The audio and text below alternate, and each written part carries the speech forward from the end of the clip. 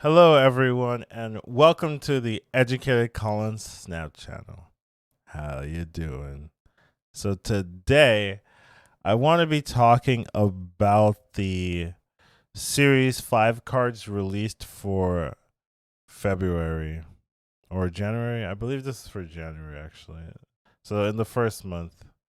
Um, so here, let's take a look at them.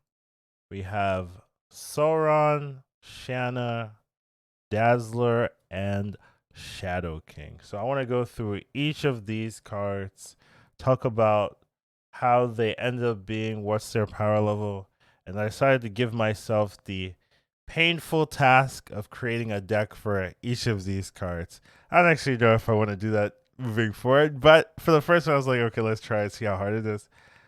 So definitely an interesting one. Let's get right to the first card.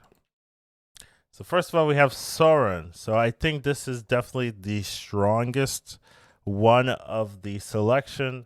Ability on reveal, remove the abilities of all ongoing cards in your hand and deck. So the nice thing about this is there's a lot of synergy already in deck design for this. There's a lot of ongoing cards that have negative effects.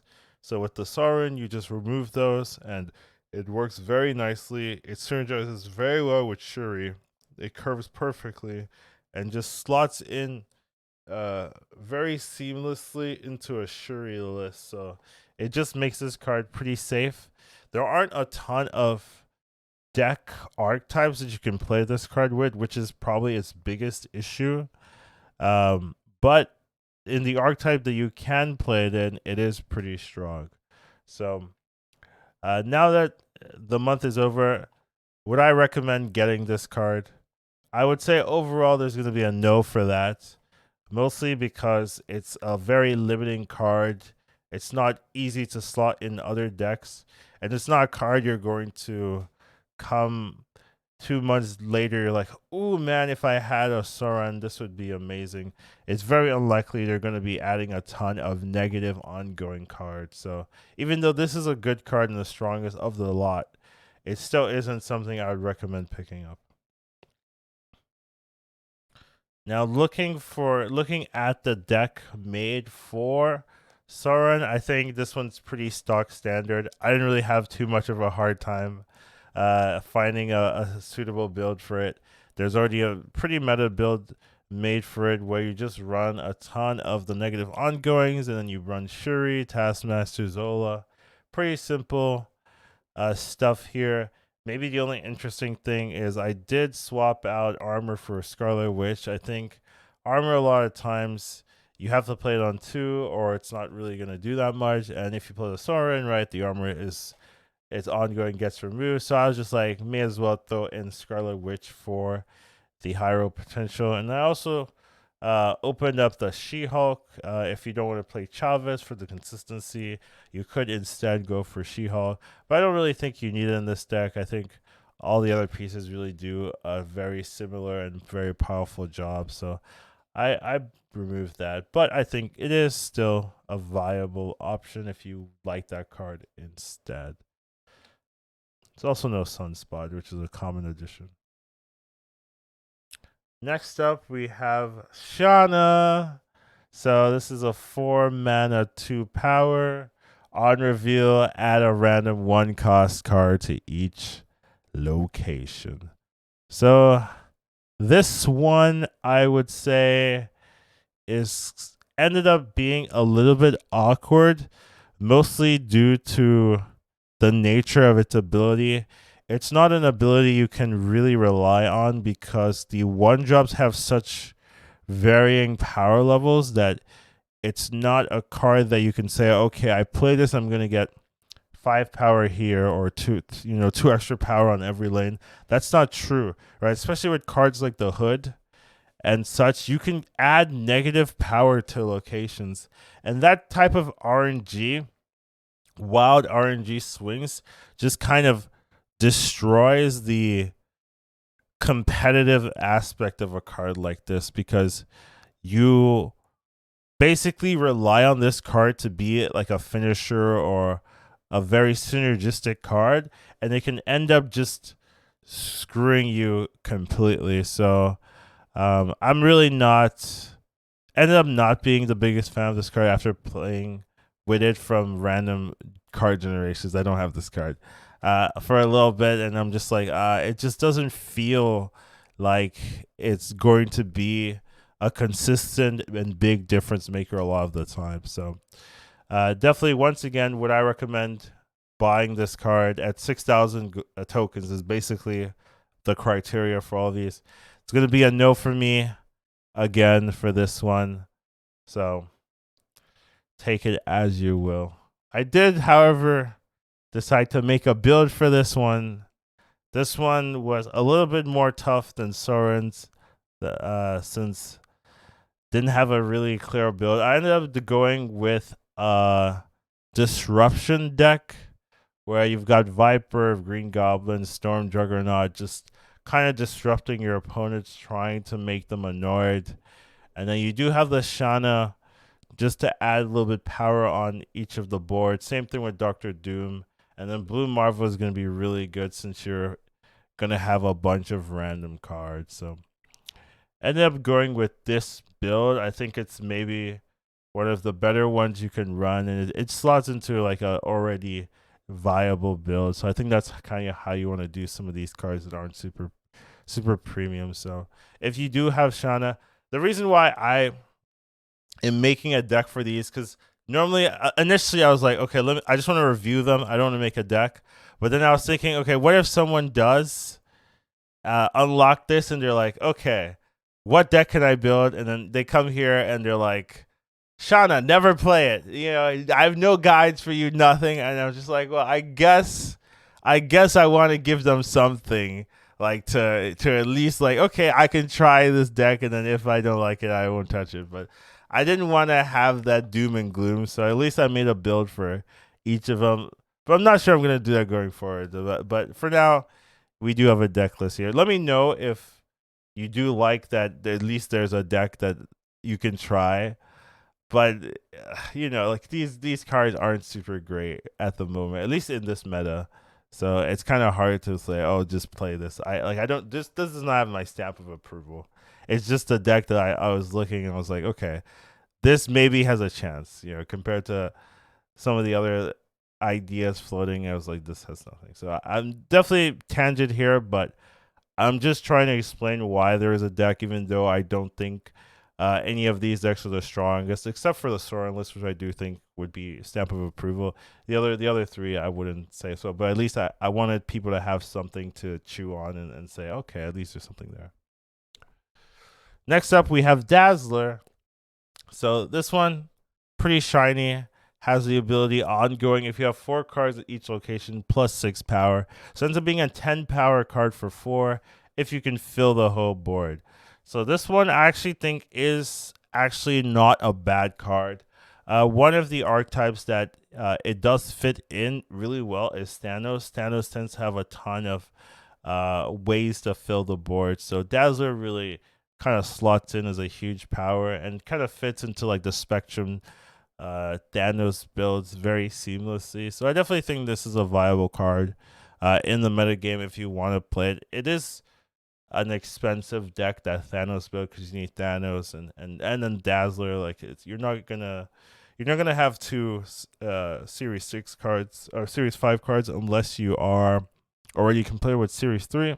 So kind of hard to really encourage that type of deck list. But I do think there are other archetypes that Dazzler can fill in. So this one I think has a little bit more hope than Shanna, and it's just more of a card that you can see in other compositions moving forward. So this one I think is good, but would I recommend spending 6,000 tokens for it?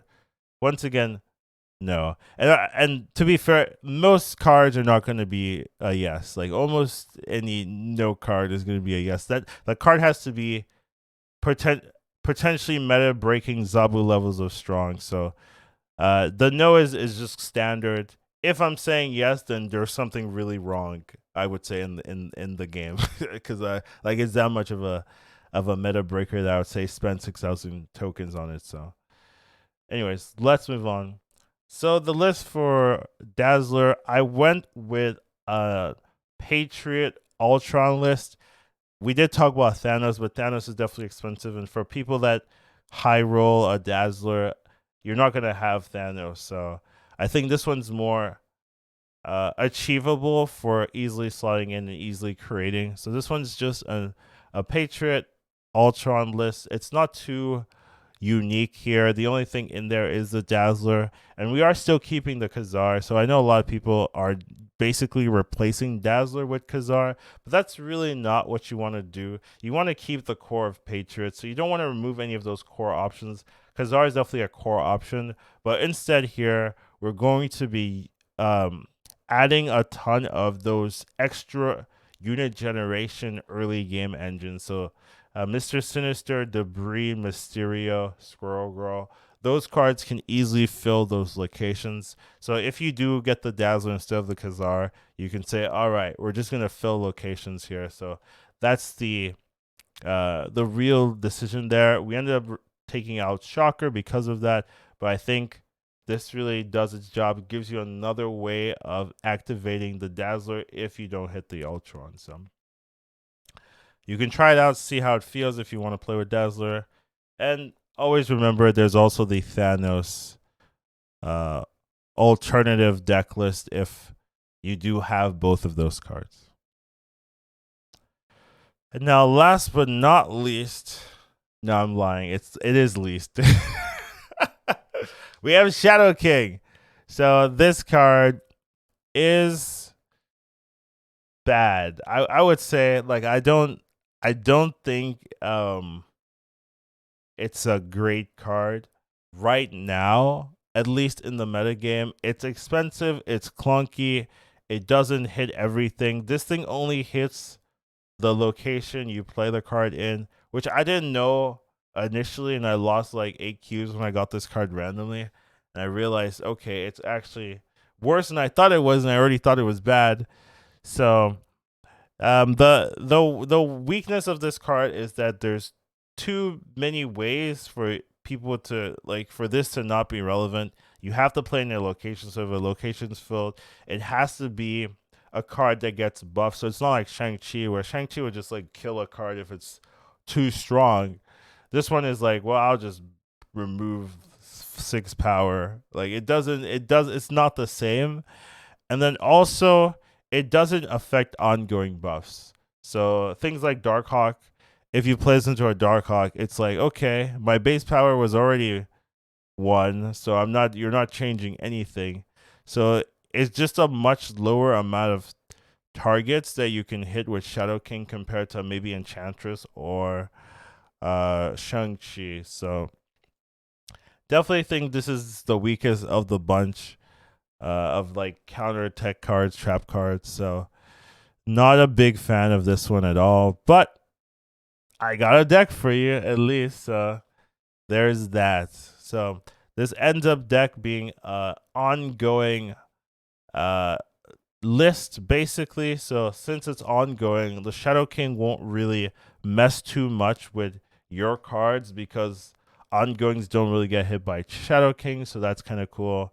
You've got this Invisible Woman card, which is actually kind of nice right now in the meta because if you play Invisible Woman, what are your thoughts? Oh, they're playing this card, right? So what do? You put a Cosmo there. But oh, wait a minute, it's all ongoing. So that Cosmo doesn't affect this at all. So you can really sneak in and bait your opponents to making plays that don't actually hurt you at all. And then here you've got the synergy, the big combos. You maybe go Invisible Woman, Omega Red, and Iron Man Onslaught, right? Then you'll get 8 power over across the lane, and you have the Spectrum there as an alternative way of buffing.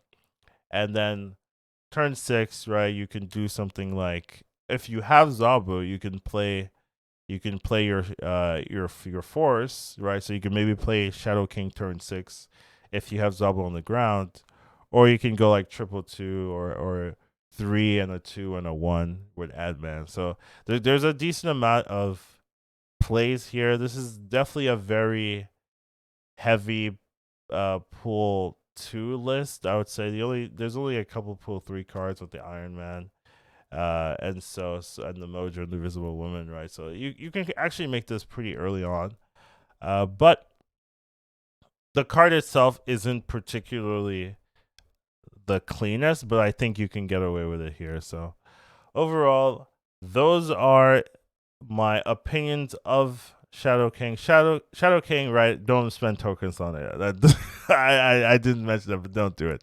But those are my opinions of the January cards. We're gonna go into February and maybe do a first impression, and later on, after the month ends, we'll do a overview and maybe a deck build, if I'm so kind. So, hope you guys enjoyed this one, and we'll see you in the next one. Take care of yourselves. Have a wonderful rest of your day.